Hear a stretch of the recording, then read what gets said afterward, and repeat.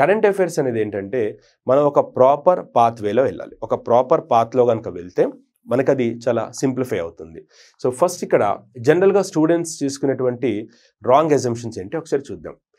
You can know all the current affairs in the world, but if you follow the wrong method, you will still score low.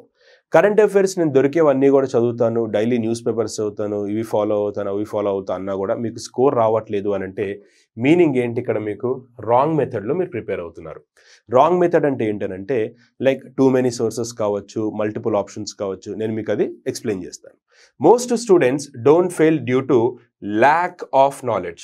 జనరల్గా కనుక చూసుకుంటే students ఎందుకు fail అవుతున్నారంటే ఇప్పటికిప్పుడు మీకు exam పెట్టినా కూడా 50కి 15-20 questions అని మీరు రాసుకుని బయటికి వస్తారు. కానీ ఆ స్కోర్ మనకి జాబ్ తీసుకురావడానికి సరిపోదు. జీరో నాలెడ్జ్లో అయితే ఎవరు ఉండరు. ఈవెన్ ఒక లేమ్యాన్ కూడా తీసుకున్నా కూడా 10 క్వశ్చన్స్లో కనీసం ఒక క్వశ్చన్ కైనా క్యాపిటల్కి లేదా ఏదో ఒకటి ఆన్సర్ చెప్తారు. కానీ ఇక్కడ నాలెడ్జ్ లేకపోవడం వల్ల మీరు ఎగ్జామ్స్కి ఫెయిల్ అవ్వట్లేదు. దాన్ని ఎలా అప్రోచ్ అవ్వాలి? సో ఒక రాంగ్ స్ట్రాటజీ తోటి మీరు ఇక్కడ ఓవరాల్గా ఫెయిల్ అవుతున్నారు. కరెంట్ అఫైర్స్ స్ట్రాటజీ అనేది చాలా చాలా క్రూషియల్.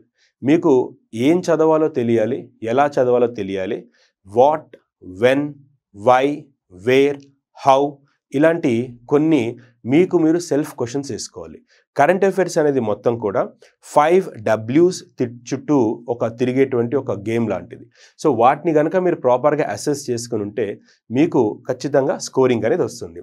సో దీంట్లో ఈ సెషన్ ముఖ్య ఉద్దేశం ఏంటంటే జనరల్గా బయట స్టూడెంట్స్ చేస్తున్నటువంటి తప్పులేంటి, మన సీసీలోకి వచ్చిన తర్వాత దాన్ని వాళ్ళు ఎలా రెక్టిఫై చేసుకుంటున్నారు, మన దగ్గర ఉన్నటువంటి ఫ్యాకల్టీ, మన దగ్గర ఉన్నటువంటి కోర్సు స్టూడెంట్స్కి ఎంతలా సపోర్ట్ అవుతుంది అన్నది ఈ వీడియో యొక్క ఉద్దేశం.